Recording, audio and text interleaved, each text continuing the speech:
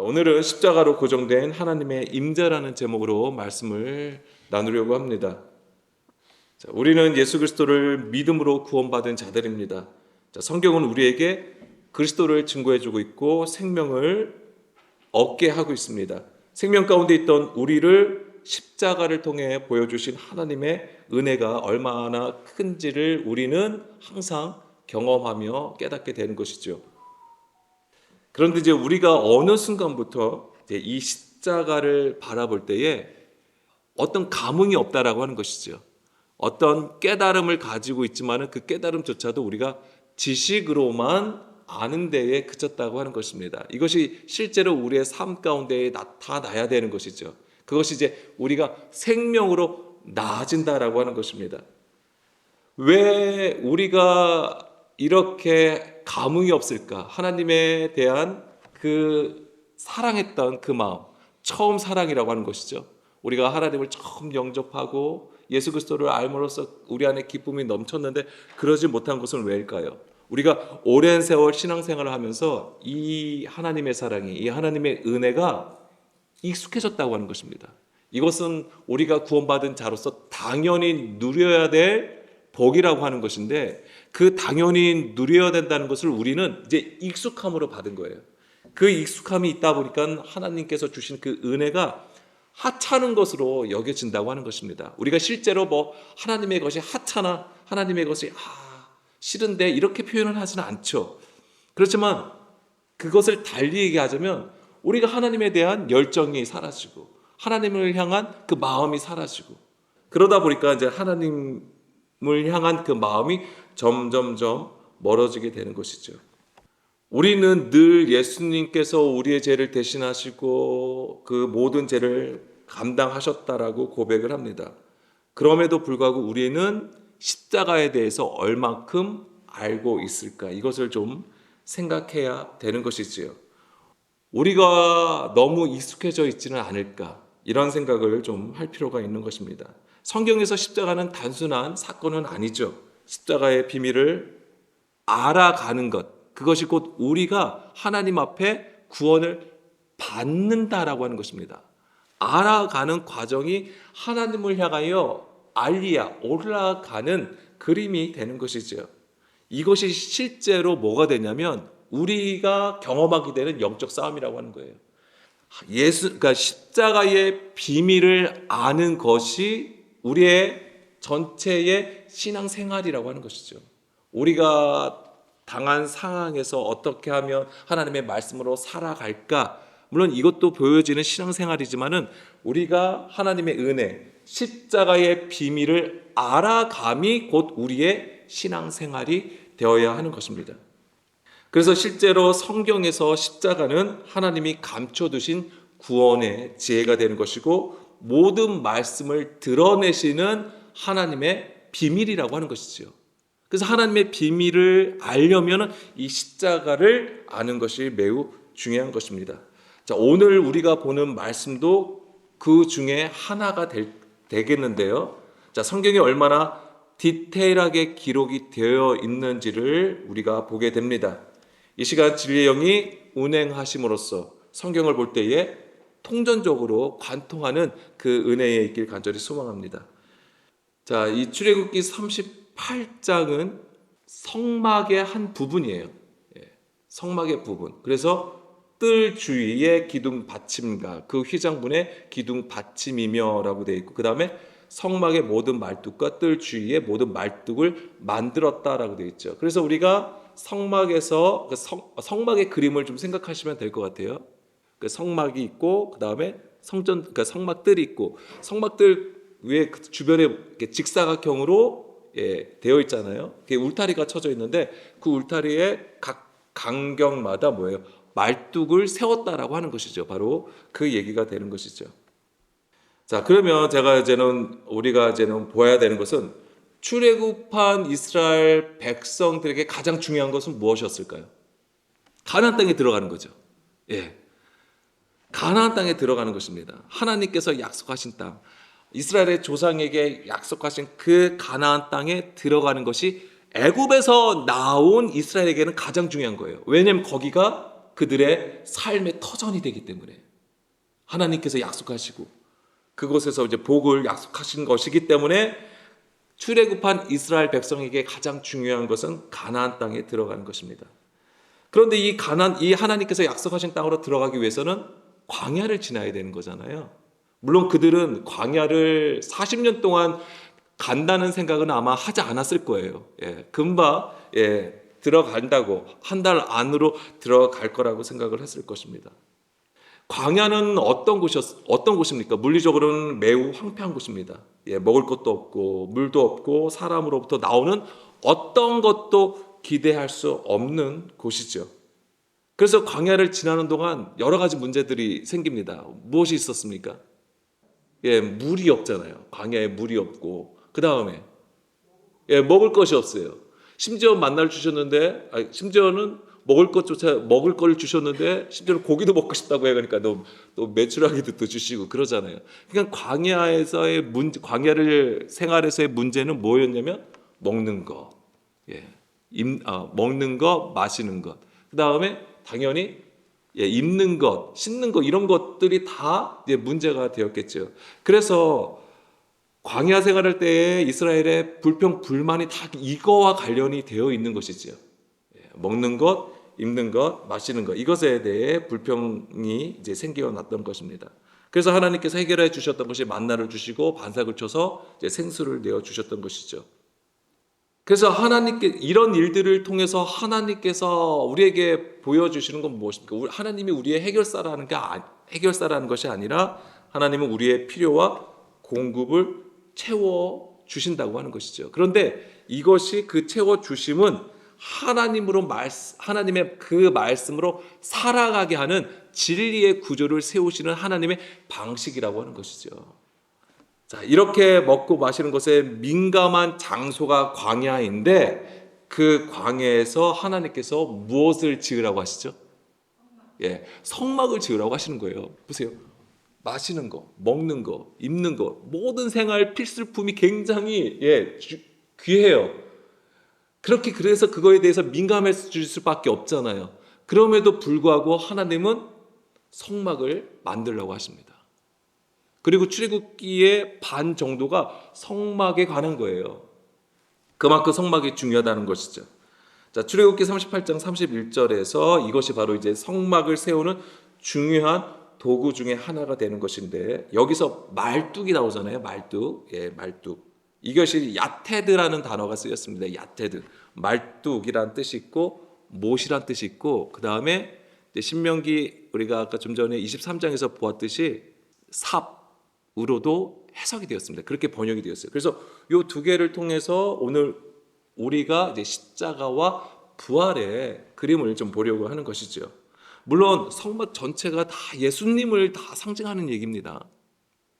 번제단, 진설병, 그 다음에 등불 이 모든 것이 다 예수 그리스도를 상징하는 것인데 언제 기회가 있으면 이 성막에 대해서 성전에 대해서도 좀 공부를 하겠습니다. 자, 성막의 말뚝은 어떤 역할을 할까요? 말뚝을 왜 세우죠? 그렇습니다.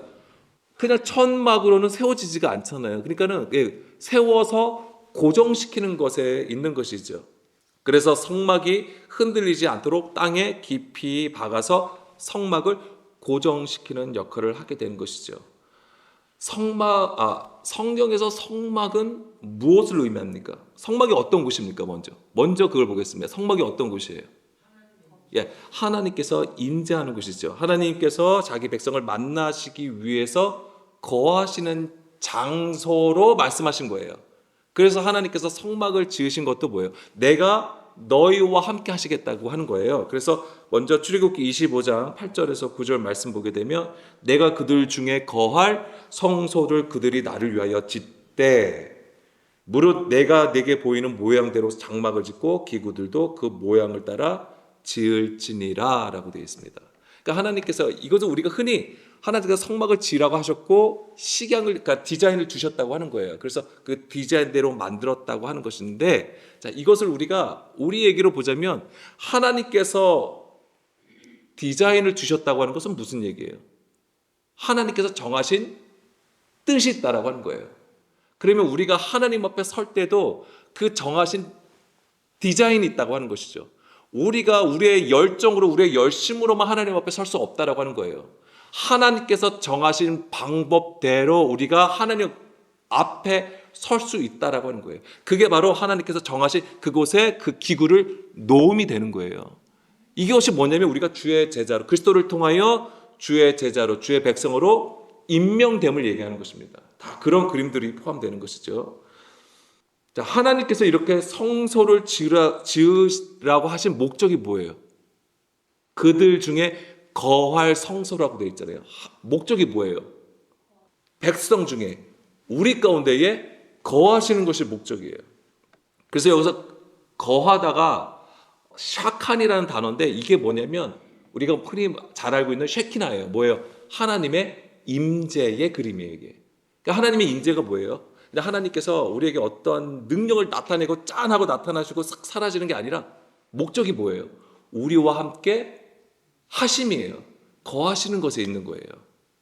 그러니까 성전을 만드신 이유도 뭐냐면은 거하시는 것에 목적이 있는 것이고, 사도 바울이 우리가 성전이라고 했잖아요. 그 목적도 뭐예요? 예, 하나님의 거하심에 있는 거예요. 이게 되게 중요한 거예요. 그냥 너희가 교회를 나오고 하나님의 백성이기 때문에 너희가 그냥 교회야 이렇게 좋은 말을 해주시는 게 아니에요. 하나님의 목적은 우리 안에 거하시는 곳에 있는 것입니다. 자, 출애굽기 29장 45절. 하나님이 우리 안에 거하시는 임재의 목적이 바로 여기 있잖아요. 내가 이스라엘 자손 중에 거하여 그들의 하나님이 되리니, 이거예요. 그러면 단지 거한다는 얘기는 그게 어떤 하나님의 놀라운 능력으로 우리 가운데 있는 게 아니에요. 하나님이 어떤 하나님이 되길 원하시는 거예요? 우리의 하나님이 되길 원하시는 거예요. 그들의 하나님이 되길 원하시는 거예요. 이스라엘의 하나님, 그게 목적이에요. 하나님과 우리의 관계에 대해서 얘기해 주시는 거예요. 이게 성막을 지으라고 하는 목적이에요. 그냥 삐까뻔쩍한 건물 하나 세웠다고 되는 게 아니라고 하는 거잖아요. 제일 중요한 게 뭐예요? 하나님과 우리와의 관계에 있다라고 하는 것입니다. 이게 되게 중요해요. 이게 뭐 미리 좀 말씀을 드리면 이게 싸움에서 이기는 방법이에요. 예, 무기로 싸우는 게 아니에요. 예, 뭐 우리가 잘 알고 있습니다만, 예, 무기나 전략으로 싸우는 게 아니에요. 무엇이 가장 중요하냐면 하나님과 우리와의 관계. 그래서 우리 안에 거하실 때에 비로소 우리가 진정한 그 영적 싸움에서 이기는 방법이라고 하는 것이죠. 그래서 이 말씀에서 보듯이 하나님이 우리의 하나님이 되시기 위해서 거하시기를 원하시는 것을 우리는 알 수 있는 것이죠. 그러니까 하나님께서 가장 원하시는 건 뭐냐면 하나님과 우리와의 관계 회복이에요. 그러니까 성막을 지으라는 것도 그것이에요. 정말 하나님께서 어디 좀 쉴 곳을 좀 마련하고 싶으셔서 그렇게 황폐한 광야에서, 예, 그 모든 문제가 다 민감한 그곳에서 성막을 지으려고 하셨겠냐고요. 목적은 하나예요. 너와 내가 하나가 되기를 원한다. 내가 너희들 가운데에 있기를 간절히 원한다라고 하시는 것입니다. 그래서 신약에서는 이것을 그리스도를 통해서 이 관계가 결정이 되죠. 요한복음 1장 14절 말씀이 육신되어 우리 가운데에 거하심에, 여기서 이 거하다가 장막을 치다라는 거예요. 스케노, 장막을 치다. 예수님께서 우리 가운데 장막을 치셨다. 근데 이게 뭐예요? 말씀이 육신이 되어 우리 가운데 오심으로써, 성육신이에요. 이게 우리 가운데 오심으로써. 그래서 우리로 하여금 예수님이 오셔서 하신 거면 우리에게 그 말씀을 전해 주신 거예요. 그래서 듣고 그 말씀의 진리가 세워지게 하시는 거죠. 진리의 구조, 말뚝을 박으시는 거예요. 예수님이 하신 일입니다. 그래서 그렇게 하심으로써 이제 말뚝이 세워지는 것이죠. 다시 출애굽기 38장 31절로 돌아가게 되면, 성막은 하나님께서 땅 가운데 임하시는 장소가 되는 것인데, 그 성막이 바르게 세워지려면 바로 이 말뚝이 있어야 되는 거예요. 그래서 말뚝을 땅에 박아 고정을 시켜야 되는 것인데, 이 그림이 바로 구속의 그림이 된다고 하는 거예요. 하나님께서 우리와 함께 하시기 위해서 일하시는 구속의 중요한 그림이 되는 것입니다. 자, 성막은요, 하나님이 자기 백성 가운데 거하시는 인재의 모형이 되는데 그 말뚝은 바로 성막이신 예수 그리스도께서 이 땅에 오셔서 십자가에 못 박히심으로 하나님의 임재를 땅 위에 결정적으로 고정하신 사건이라고 하는 것입니다. 자, 보세요. 하나님께서 이 십자가 사건을 통해서만이 어떤 일이 일어나는 거예요? 우리가 잘 알고 있는 것처럼 성령님이 우리 가운데 오시는 거잖아요. 그러니까 이 십자가가 의미하는 건 뭐냐면 성령이 우리 안에 내주하시게 하는 사건이 되는 거예요. 이게 말뚝이라고 하는 거예요. 그러한 구속사적 그림을 가지고 있는 것입니다. 성막의 말뚝이 이 장막을 붙들었다면 이 십자가의 못은 하나님의 임재를 이 땅 위에 있게 하는 거예요. 그래서 하나님의 거하심은 이례적인 사건이 아니에요. 절대 이례적인 사건이 아니에요. 그렇기 때문에 우리가 잘 아셔야 되는 건 내가 기쁘고 내가 좋고 내 일이 잘 되면 이게 하나님의 임재가 우리 가운데 거하셔서 참 잘 된 거야. 이런데 또 어떤 생각, 또 어떤 일이 일어나면 우리가 좀 일이 좀 잘못돼. 좀 어려움이 닥쳐요. 내 마음이 슬프고 안타까워. 이런 일이 하면 하나님이 내 안에 없는 것처럼 생각을 한다는 거죠. 그거는 아니에요. 그렇게 하나님께서 우리의 감정대로 우리의 상황을 따라서 그냥 들쑥날쑥 하시는 분이 아니라고 하는 거예요. 아직 그런 것에 있다면 여전히 우리는 어린아이 같은 거죠. 항상 뭐예요? 우리의 뜻과는 상관이 없어요. 하나님의 목적은 우리와 함께 거하심으로써 우리를 뭐하는 거? 하나님의 형상으로 빚어가신다고 하는 거예요. 그러면 그 빚어가는 과정 가운데는 당연히 좋은 일도 있을 수 있고 그렇지 않은 일도 있을 수 있다라고 하는 것이죠. 항상 하나님께서 함께 하시는 거예요. 내 안에 계신 하나님을 발견할 수 있다면 그런 이제 장성한 수준으로 계속 하나님께 서는 것이지요.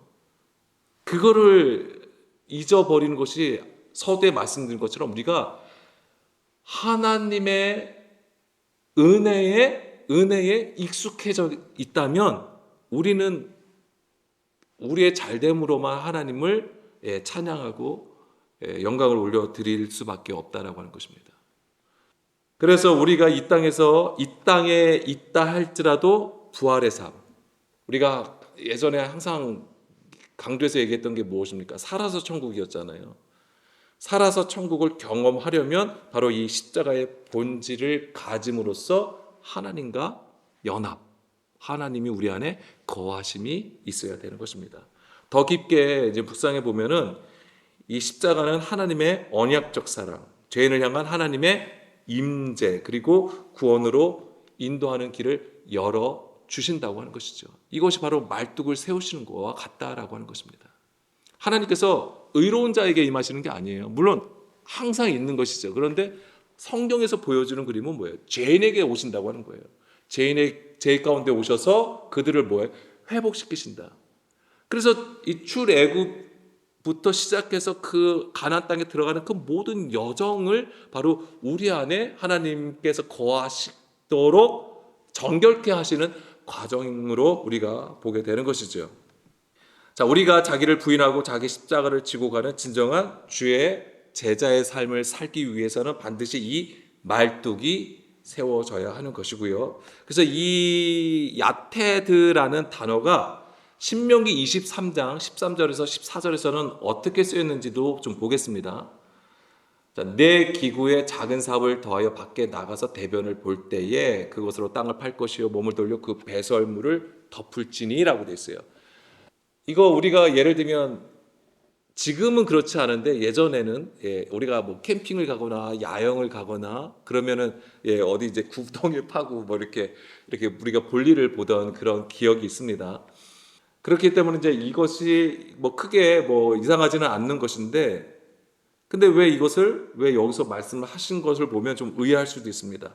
자, 14절 좀 더 읽겠습니다. 이는 내 하나님 여호와께서 너를 구원하시고 적군을 내게 넘기려고 내 진영 중에 행하심이라. 그러므로 내 진영을 거룩히 하라라고 되어 있어요. 자, 이것을 지금 대변을 진영 밖에서 볼 일을 보고 해결하라고 하는 거잖아요. 왜 그 얘기를 하시는 거예요? 9절부터 보겠습니다. 이게 단지 그냥 우리 주변을 깨끗하게 하고 위생상 청결하게 하라는 얘기가 아닙니다. 물론 그것도 당연히 있겠죠. 근데 9절 보게 되면 여기서부터 시작이 되는 거예요. 내가 적군을 치러 출진할 때에 모든 악한 일을 스스로 삼갈지니, 예, 여기에 해당이 되는 거예요. 그러니까 지금 이것은 어떤 말씀이냐면 적과 싸우러 나갈 때의 규례의 말씀이에요. 싸움에 대한 규례의 말씀이 되는 거예요. 그럼 여기서 중요한 건 뭘까요? 왜 이 말씀을 하실 거예요? 싸움은 무기에 있지 않다고 했어요. 병사의 많음으로 결정되는 게 아니라고 하는 것입니다. 이게 바로 하나님께서 임재하는 거와 관련되어 있다고 하는 거예요. 임재. 거하시기 위해서 우리 안에 있는 부정한 거, 불결한 거, 죄를 치우라고 말씀을 하시는 건데 바로 이거에 있는 거예요. 그런데 이것의 영적 의미를 우리가 좀 깨달아야 돼요. 보세요. 적군을 치러 출진할 때 모든 악한 일을 스스로 삼가라고 하면서 제일 먼저 얘기해 준 게 뭐냐면 몽설함에 대해서 얘기해 주는 거예요. 너희 중에 누가 밤에 몽설함으로 부정하거든 진영 밖으로 나가고 진영 안에 들어오지 아니하다가 해질 때에 목욕하고 해진 후에 진에 들어올 것이요 라고 되어 있는 거예요. 먼저 얘기해 주고 있는 게 무엇입니까? 몽설함이에요. 몽설함. 이게 뭐예요? 켈이라는 단어입니다. 흔히 말하는 이제 물리적으로는 우리가 이제 정액에 이제 유출되는 걸 얘기하는 것을 얘기하는 것인데, 자, 거기에는 뭐가 담겨? 씨가 담겨져 있는 거죠. 그러니까 생명을 상징하는 것입니다. 그런데 몽설함은 뭐냐면 이 생명이 씨가 나온 거예요. 그런데 나옴이 어떤 상태냐면 목적 없이 나오는 거예요. 통제가 없이 흘러나옴으로써 부정하게 된 것을 말하는 것입니다. 그러니까 이게 어떤 것을 얘기하냐면 그러니까 생명은 하나님께 속한 거잖아요. 그런데 하나님께 속한 생명이 하나님께서 정하신 질서 밖으로 흘러나온 상태를 얘기하는 거예요. 그래서 이게 땅에 떨어진 상태가 되는 것입니다. 그걸 의미하는 것이고, 그 다음에 좀 더 디테일한 건 다음 거를 좀 볼게요. 그 다음에 12절, 13절에서는 내 진영 밖에 변소를 마련하고 그리로 나가되 내 기구로 작은 삽을 더하여 밖에 나가서 대변을 볼 때에 그것으로 땅을 파고 몸을 돌려 그 배설물을 덮으라고 되어 있습니다. 여기서 야테드라는 단어, 아까 좀 전에는 말뚝이라고 번역이 되어 있지만 여기서는 작은 삽, 요게 야테드예요. 그러니까 내 기구에 야테드를 더하여 밖에 나가서 대변을 볼 때에 라고 되어 있는 거예요. 솔직히 말하면 여기서 작은 삽으로 되어 있지만은 우리가 그러니까 삽으로 얘기하면 그냥 이게 넓적한 그 삽 있잖아요. 그걸로 생각하실 수도 있는데 그렇지 않고요. 이 말뚝같이 생겼다고 생각하시면 돼요. 근데 그것을 이제 삽으로 번역이 된 것뿐입니다. 자, 배설물을 진 밖에서 처리하고 덮어야 하는데 이것은 이제 뭘 얘기하면 하나님의 임재 앞에서 우리의 부정을 어떻게 하는 거예요? 진 밖으로 배출하라고 하는 거예요. 그래서 진영 안에서는 뭐예요? 거룩함을 유지해야 됨을 보여주는 거예요. 그러니까 상징적인 행동이라고 하는 것입니다. 그러면은 이제 보세요. 배설물은 뭐냐 이거죠. 배설물. 여기서 이제 짜라는 단어가 쓰였습니다. 그러니까 배출이고 사람의 배설물이라는 뜻을 가지고 있는데 이것이 의미하는 게 뭐예요? 배설물이라고 했잖아요. 그러니까 뭐예요? 사람의 안에서 밖으로 나오는 것을 의미하는 거예요. 여기서 배설물이라고 하는 것은 어떤 특정한 그 변을 얘기하는 게 변을 우리가 보는 것이지만은 성경에서 말하는 의미는 뭐냐면은 사람의 안에서부터 나오는 걸 얘기하는 거예요. 안에서부터 밖으로 나오는 것을 얘기하는 것이죠. 이것을 땅에 묻어야 된다고 하는 거예요. 그리고 이 묻고 덮기 위해서는 이 야테드가 필요하다고 하는 거예요. 이게 바로 이제 십자가의 비밀이라고 하는 것이죠. 자, 배설물은 우리 안에서 나오는 것인데 이게 뭘 의미할까요? 우리의 육신의 생각이라고 하는 거예요. 사람의 가르침, 계명이 된다고 하는 것입니다. 자, 좀 더 다시 말씀을 드리면 율법 자체를 얘기하는 건 아닙니다. 율법은 신령한 것이고 선하고 의롭다고 했어요. 사도 바울도 그렇게 얘기를 하고 있습니다. 율법 자체를 얘기하는 게 아니라 그 율법은 가지고 있어요. 그런데 어떻게 하냐면 하나님 없이 자기의 의를 세우는 신앙의 자세가 바로 배설물이라고 하는 거예요. 자, 마태복음 15장 11절 18절 말씀에서 보면 입에서 들어가는 예수님의 말씀을 우리가 좀 항상 구약을 보더라도 항상 예수님의 말씀으로 다시 재조명을 받아야 돼요. 왜냐하면 예수님은 율법을 완전케 하시는 분이기 때문에 우리가 예수님의 말씀을 반드시 또한 보고 깨달아야 됩니다. 입으로 들어가는 것이 사람을 더럽게 하는 것이 아니라 입에서 나오는 그것이 사람을 더럽게 한다. 물론 우리가 생각할 때는 입에서 뭐 욕을 하고 막 조롱하고 나쁜 욕설을 하는 것으로도 생각하는 것이지만 그것도 있는 것이지만 당연히 여기서는 뭘 얘기하겠습니까? 사람의 생각으로 가르치는 걸 얘기하는 거예요. 율법이지만 사람의 상황을 가지고 해석하여서 가르치는 사람의 계명이라고 하는 것이죠. 그다음 18절 입에서 나오는 것들은 마음에서 나오나니 이것이야말로 사람을 더럽게 한다라고 했습니다. 그러니까 여기서 중요한 건 뭐예요? 포인트가 뭐예요? 우리로부터 나오는 거 얘기해요. 하나님께로부터 나오는 게 아니라 우리로부터 나오는 것. 그것이 아무리 도덕적인 기준으로 선하다 할지라도 그것은 악하다고 하는 것입니다. 성경 해석은 그래요. 그러니까 우리 거로부터 나오는 것은 그래서 성경은 우리에게 어떤 의로운 것이 없다라고 얘기를 하는 것입니다.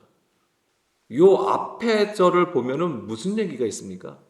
예수님이 외식하는 자들에 대해서 책망하시는 말씀 있잖아요. 7절, 8절 말씀이잖아요. 입술로는 하나님을 공경하지만 마음은 그렇지 않다 하시면서 좀 더 구체적으로 말씀해 주신 게 뭐예요?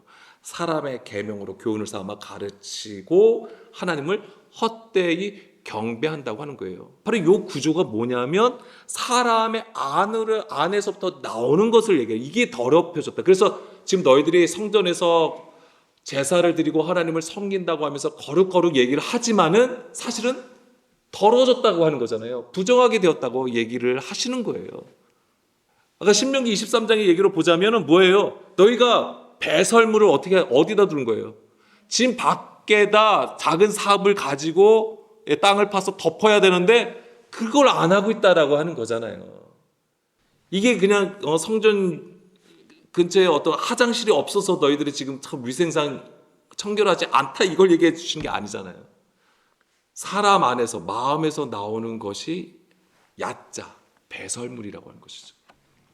자, 사도 바울은 이 배설물을 율법 조문으로 얘기를 하죠. 그래서 이제 그리스도를 아는 지식과 대비하여서 이것을 얘기해 주는데 빌립보서 3장 8절 말씀 보게 되면 또한 모든 것을 해로 여김은 내 주 그리스도 예수를 아는 지식이 가장 고상하기 때문이라. 내가 그를 위하여 모든 것을 잃어버리고 배설물로 여김은 그리스도를 얻고. 아멘. 자, 사도 바울은 스스로가 흠이 없을 정도로 율법을 잘 지키고 거룩한 자로 하나님의 일에 매우 충성했던 자였습니다. 자기의 열심이 어마어마했어요. 근데 그것이 다 뭐였어요? 배설물이라고 하는 거예요. 이게 뭐냐면 자기가 하나님을 향하여 엄청난 충성을 냈는데 이게 뭐예요? 다 나로부터 나왔구나. 나의 것이었구나라는 것을 알게 된 거예요. 무엇을 통해서? 내 주 그리스도 예수를 아는 지식으로. 근데 여기서 예수 그리스도를 아는 지식이 뭘까요? 십자가와 부활의 역사죠. 십자가를 얘기하는 거예요. 바울은 십자가의 비밀을 깨달은 거예요.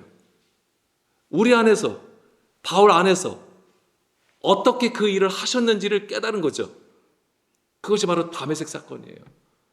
그리고 광야 생활을 하고 그다음에 온전히 성령의 인도하심을 따라서 모든 것을 순종하여 가는 삶으로, 그것을 통해서 자기가 가졌던 것은 배설물이었음을 알게 되었던 것입니다. 그러니까 여기서 사도 바울이 말하는 배설물은 뭐예요? 율법 조문이라고 하는 것이죠. 율법 아래에 있는 상태였던 것입니다. 그래서 예수님은 이 율법 조문, 육신의 생각을 십자가에 못 박으셨던 것이고, 그것이 이제 다시 신명기 23장 12, 13절로 보게 되면은 바로 그것이 바로 배설물을 작은 삽으로 집 밖에서 땅을 파고 덮어 버리는 것과 같다라고 하는 것입니다. 이것이 그러니까 십자가를 예표하는 일이에요. 자, 그리고 고린도전서 2장 1절에서 2절 말씀 보게 되면 형제들아 내가 너희에게 나아가 하나님의 증거를 전할 때에 말과 지혜의 아름다운 것으로 아니하였나니 내가 너희 중에서 예수 그리스도와 그 십자가에 못 박힌 것 외에는 아무것도 알지 아니하기로 작정하였습니다. 아멘. 바로 이제 이 얘기가 그 얘기예요. 십자가로 배설물을 버리고 오직 그리스도의 지식만을 전하고 가르치는 것에 대해서 얘기해 주는 거죠. 여기서 보면 말의 지혜와 아름다움이 뭐예요? 배설물이라고 하는 거예요. 이게 배설물이었다고 하는 거예요. 그 순간순간은 우리 귀에 콕 들어가게 하고 뭔가 감동받게 하고 뭔가 있어 보이고 뭔가 좀 귀한 고귀한 수준이 높은 어떤 지식으로 보일 수는 있지만 그 안에 진정한 십자가의 본질, 비밀을 알지 못하면 그것은 배설물과 같다라고 하는 것입니다. 자, 다시 신명기 23장 13절. 아까 이게 대변을 보는 것, 작은 사고로 이것을 처리해야 된다고 했잖아요. 왜 이렇게 하라고 명령하셨냐면 그것이 14절입니다. 그 이유를 말씀하신 것이 뭐예요? 내 하나님 여호와께서 너를 구원하시고, 하나님의 구원을 위해서. 그 다음에 적군을 내게 넘기시려고. 이 적군이 원수잖아요. 이 원수를 진멸하시려고 내 진영 중에 행하심이라. 이게 이유예요. 그러니까 뭐예요? 진영 안, 우리 안을 거룩하게 하심이에요. 근데 그 거룩하게 하신 것의 기준이 뭐냐면 하나님이 행하심이에요. 하나님이 행하심. 하나님이 행하시려면 어디 계셔야 되는 거예요? 그렇습니다. 우리 안에 있어야 되는 거예요. 우리 안에. 이거 지금 떠오르시죠? 어디가 떠오르세요? 창세기 3장의 그림이에요. 에덴 동산에서 하나님의 운행하심. 그러니까 지금 아담과 하와가 선악과를 먹은 것이 뭐예요? 이 배설물을 치우지 않은 거예요. 같은 얘기예요. 배설물을 진영 밖에서 처리하는 것이 위생상의 문제가 아니라고 하는 것이잖아요. 우리 안에 세상의 지혜와 지식을 버리고 그리스도를 아는 지식으로 거룩하게 되는 것을 말하는 것입니다. 그리고 그것의 목적은 바로 우리 안에 거하심이에요. 그러면 뭐가 되는 거예요? 적군을 이기게 되는 거예요, 이게. 우리가 영적 싸움이라고 하면서 우리가 또한 많은 것을 행하려고 하잖아요. 우리 교회적으로도 그렇고 우리 각 개인이 이 영적 싸움을 위해서 하나님 앞에 성경을 공부하고 기도하고 예배드리고 많은 것들을 하죠. 물론 그런 거 다 필요해요. 근데 그것의 목적이 뭐냐가 중요한 거예요. 목적이. 내 외부의 원수를 이기기 위함이냐? 아니에요. 그 목적은 물론 적군, 원수를 이기는 것도 중요해요. 내 안에 원수. 근데 그 원수를 이김이 뭐냐 이거죠. 내 안에 누가 계시는 것으로? 하나님의 임재가 그것을 결정하는 것입니다. 아멘. 예수님이 우리 안에 거하심으로써 그 영적 싸움의 승리가 결정이 되는 거예요. 다른 것에 있지 않습니다. 그것이 바로 우리 안에 십자가를 세우심으로써 우리의 더러운 죄, 배설물을 제거하시는 것입니다. 우리는 우리의 방법으로 여러 가지 일들을 행하려고 하죠. 우선적으로도 물론 우리 주변에 우리의 관계나 우리의 상황과 우리의 환경이 원수 같을 수 있어요. 나를 괴롭히는 사람이 바깥에 있을 수도 있어요. 그것을 부정하지 않습니다. 그렇지만 성경에서 말하는 것은 무엇입니까? 우리 안에 원수를 얘기하는 거예요. 하나님의 말씀에 복종하지도 할 수도 없는 그 구조, 원수의 육신의 생각을 얘기하는 거예요.